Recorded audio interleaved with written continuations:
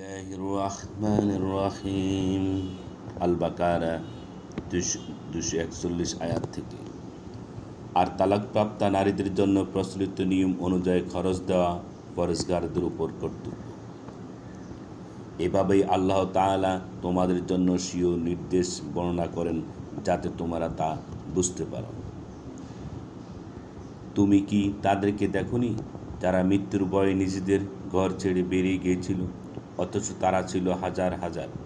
তারপর আল্লাহ তাদের বললেন, মরে যাও। তারপর তাদেরকে জীবিত করে দিলেন। নিশ্চয়ই আল্লাহ মানুষের উপর অনুগ্রহকারী, কিন্তু অধিকাংশ লোক শুকরিয়া প্রকাশ করে না। আল্লাহর পথে লড়াই করো এবং জেনে রাখো, নিঃসন্দেহে আল্লাহ সব কিছু জানেন, সব কিছু শুনেন। এমন কে আছে যে আল্লাহকে করজ দেবে, উত্তম করজ, অতঃপর আল্লাহ তাকে দ্বিগুণ বহুগুণ বৃদ্ধি করে দিবেন। আল্লাহই সংকোচিত করেন এবং তিনি প্রশস্ততা দান করেন, এবং তার নিকটে তোমরা সবাই ফিরে যাবে। মুসার পরে তুমি কি বনী ইসরাঈলের একটি দলকে দেখোনি, যখন তারা বলেছে নিজেদের নবীর কাছে যে আমাদের জন্য একজন বাদশা নির্ধারিত করে দিন, যাতে আমরা আল্লাহর পথে যুদ্ধ করতে পারি। নবী বললেন, তোমাদের প্রতিও কি এমন ধারণা করা যায় যে লড়াইয়ের হুকুম যদি হয় তাহলে তখন তোমরা লড়বে না? তারা বলল, আমাদের কি হয়েছে যে আমরা আল্লাহর পথে লড়াই করব না, অথচ আমরা বিতাড়িত হয়েছি নিজেদের ঘর বাড়ি ও সন্তান সন্ততি থেকে। অতঃপর যখন লড়াইয়ের নির্দেশ হলো, তখন সামান্য কয়েকজন ছাড়া তাদের সবাই ঘুরে দাঁড়ালো, আর আল্লাহ তাআলা জালেমদের ভালো করেই জানেন। আর তাদের নবী বললেন, নিশ্চয় আল্লাহ তালুতকে তোমাদের জন্য বাদশা সাব্যস্ত করেছেন।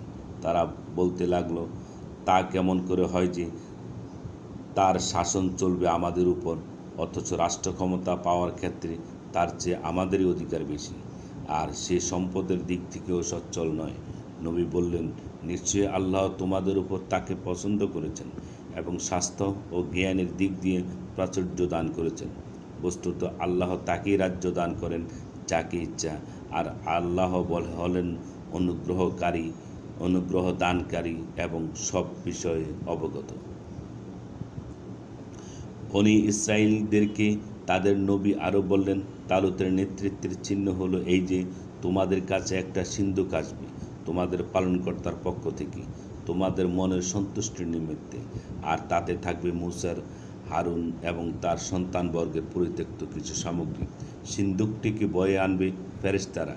তোমরা যদি ঈমানদার হয়ে থাকো তাহলে এতে তোমাদের জন্য নিশ্চিতই পরিপূর্ণ নির্দেশ রয়েছে। অতঃপর তালুত যখন সৈন্য সামন্ত নিয়ে বেরোলো, তখন বলল, নিশ্চয় আল্লাহ তোমাদিগকে পরীক্ষা করবেন একটি নদীর মাধ্যমে। সুতরাং যে লোক সেই নদীর পানি পান করবে সে আমার নয়, আর যে লোক তার স্বাদ গ্রহণ করল না নিশ্চয় সে আমার লোক। কিন্তু যে লোক হাতের আজলা ভরে সামান্য খেয়ে নেবে তার দোষ অবশ্য তেমন গুরুতর হবে না। অতঃপর সবাই পান করল সেই পানি, সামান্য কয়েকজন ছাড়া।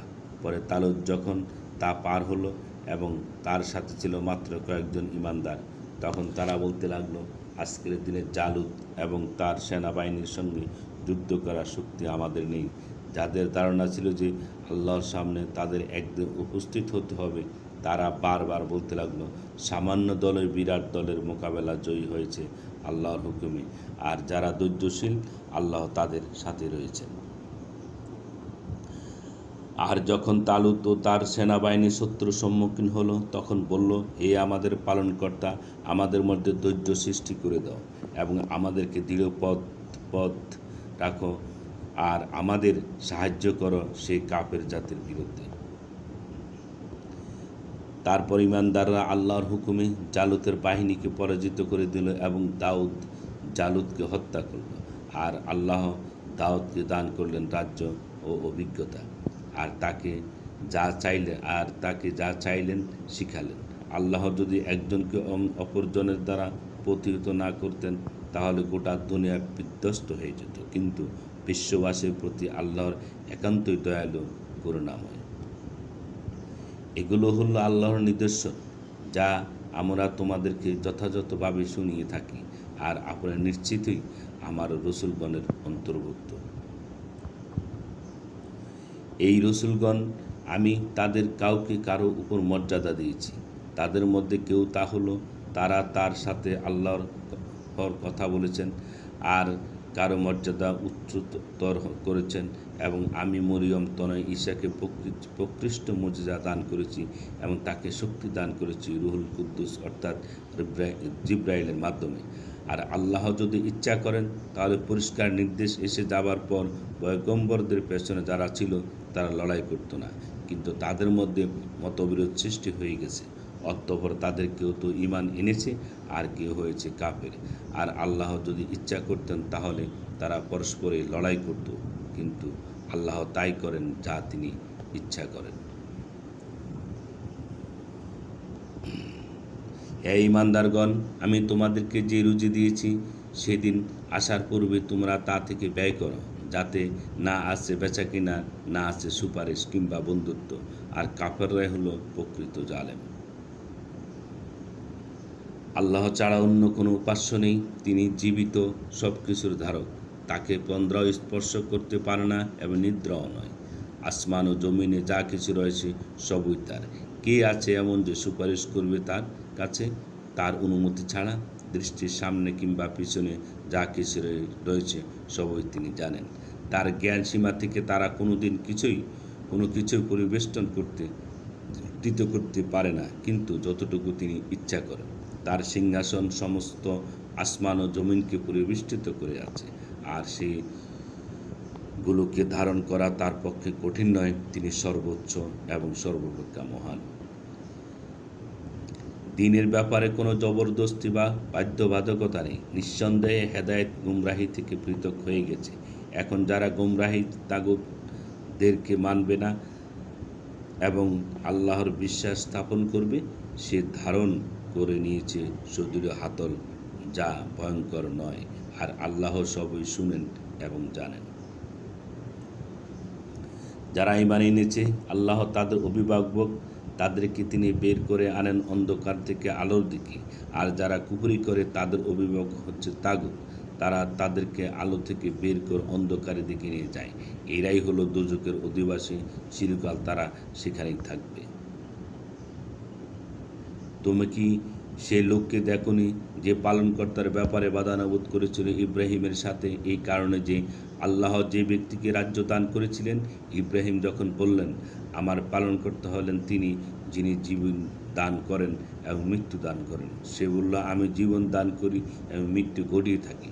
ইব্রাহিম বললেন, নিশ্চয়ই তিনি সূর্যকে উদিত করেন পূর্ব দিকে থেকে, এবার তুমি তাকে পশ্চিম দিক থেকে উদিত করো।